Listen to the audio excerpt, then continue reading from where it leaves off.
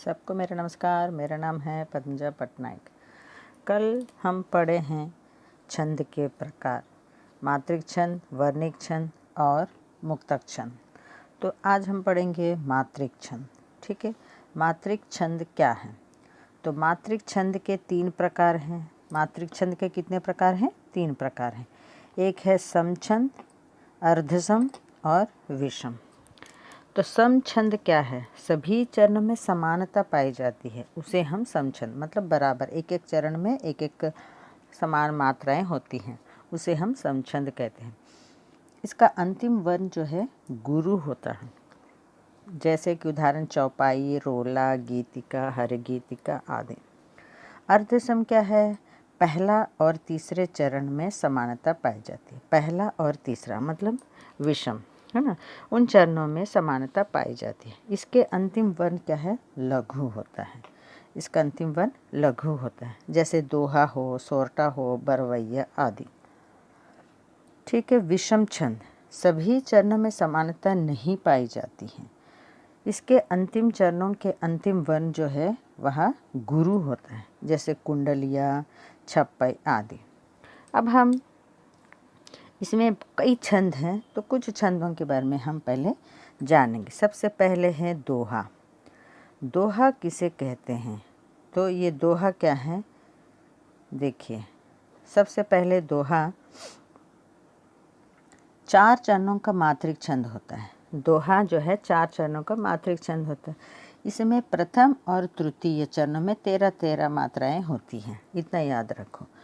और बाद के द्वितीय और चतुर्थ चरणों के पश्चात वहाँ तुक रहता है और इन चरणों में 11-11 मात्राएं होती हैं। तो इसको सिंपल से उदाहरण से ही समझ सकते हैं। देखिए, पहले क्या है, दोहा का उदाहरण देखेंगे, है ना।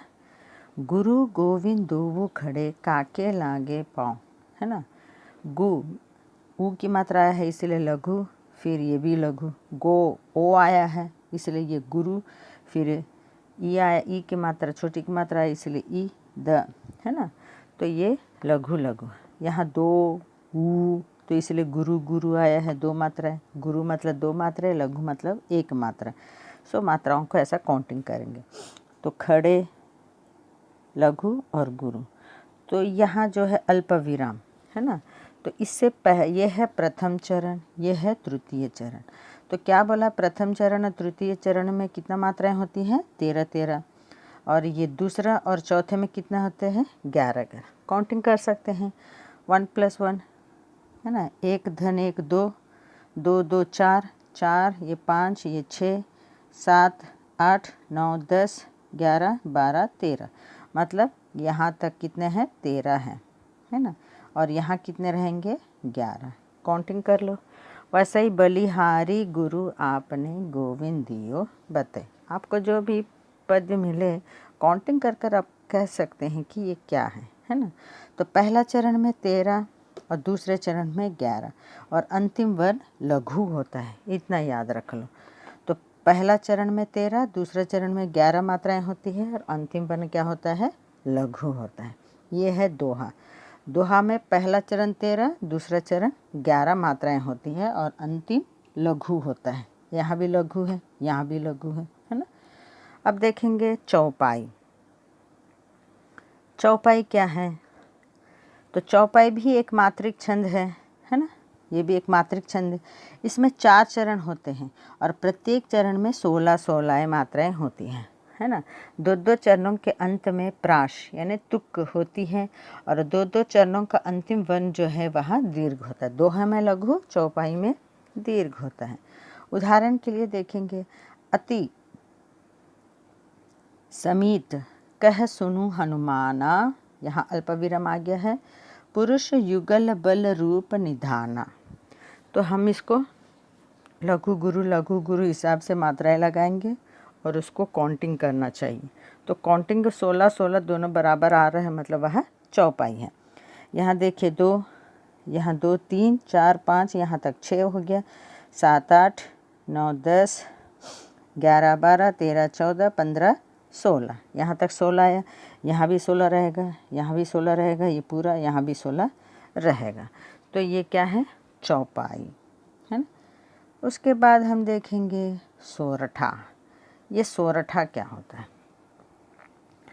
यह भी 4 चरणों वाला मात्रिक छंद है ना। सभी 4 चरणों वाला मात्रिक छंद है। और ये क्या है, इसके प्रथम और तृतीय चरणों में 11-11 मात्राएं होती है और द्वितीय और चतुर्थ चरण में 13-13। दोहा, सोरठा और दोहा जो है, इसके दोहे में क्या है 13 और 11 होता था, और सोरठा में क्या है 11 और 13, दोनों ऑपोजिट हैं। ठीक है, तो इसमें क्या है, प्रथम चरण 11 और द्वितीय चरण में 13 होता है। एकदम दोहा और सोरठा दोनों ऑपोजिट हैं। कुंद इंदु सम देह उमा रमन करुणायतन। यहाँ अम की मात्रा है, वही अनुस्वार। तो क्या बोले हैं वो आप उसको ये देख लीजिए। ये मात्राएं लिखते समय क्या क्या बातें ध्यान रखनी चाहिए, तो उसी के हिसाब से आपको यहाँ कुंद इंदु सम देह, इसके हिसाब से ये जो है कुंद, ये अम की मात्रा आ गया, अनुस्वार आ गया है, इसलिए गुरु आ गया है। तो गुरु मतलब 2 मात्रा, 2 धन 1 3 हो गया, 3 और यहाँ 3 6, ये 7 8 9 10, यहाँ हो गया 11, है ना। पहला चरण में 11 हो गया। और दूसरे चरण में क्या है, उमा रमन करुणायतन। उमा लघु गुरु, है ना। यहाँ रमण तीनों लघु हैं, इसलिए 3 मात्राएं। और करु ना बोला है, इसलिए लघु गुरु आ गया है। फिर न य तन, ये सभी लघु हैं। इसको भी काउंटिंग करने से ये 13 मात्राएं आती हैं, है ना। तो इसमें 11 और 13 ये है सोरठा का है। ओके, वैसे ही झाही दीन पर नेहू करहूँ कृपा मर्दन मयन, वैसे ही जा आया है, इसलिए यहाँ गुरु लघु और यहाँ दीन गुरु और लघु, है ना।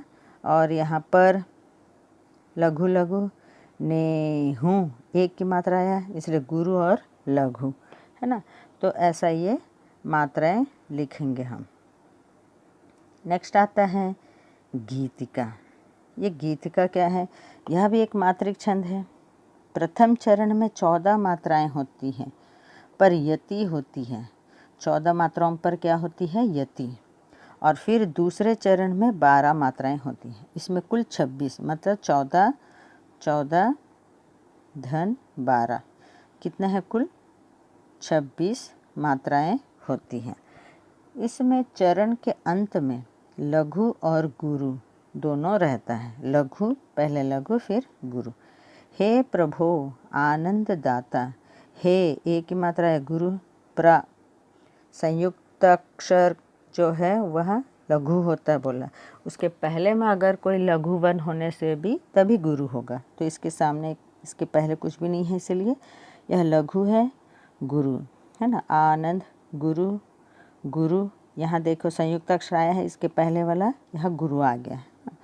फिर यहाँ दाता गुरु गुरु, है ना। तो ये कितने हैं, 2, ये 5 5 6 7 8 9 10 11 12 13 14, यहाँ तक आ गया है 14 मात्राएं। और यहाँ आ जाएगा आपके 12 मात्राएं। तो ये 14 और 12 मात्राएं कुल मिलाकर 26 मात्राएं आती हैं। तो ये किसकी हैं, गीतिका की हैं। वैसे ही आप दूसरा चरण में देख सकते हैं, है ना। उसके बाद है बरवैया। ये बरवैया क्या है, यह एक मात्रिक छंद है। प्रथम तथा तृतीय चरण जो है, इसमें 12 मात्राएं होती हैं। प्रथम और तृतीय चरण में 12-12 मात्राएं होती हैं, और द्वितीय और चतुर्थ चरण में सिर्फ 7-7 मात्राएं होती हैं। और चरण के अंत में लघु होना आवश्यक है ना। तो ये हो गया लघु, यहाँ भी हो गया लघु। तो बरवैया जो है वह 12 और 7। इसका ये मात्रिक छंद के आखिरी में मैं आपको शॉर्टकट दूंगी, जिसमें से आप बहुत ही आसानी से याद रखोगे कि दोहा, चौपाई, बरवैया, गीतिका, हर गीत में कितने मात्राएं होती हैं। ठीक है, आज के लिए इतना बस काफ़ी। आगे हम नेक्स्ट वीडियो में देखेंगे। धन्यवाद। आपको पसंद आए तो सब्सक्राइब कीजिए, अच्छा लगे तो कमेंट्स कीजिए। धन्यवाद।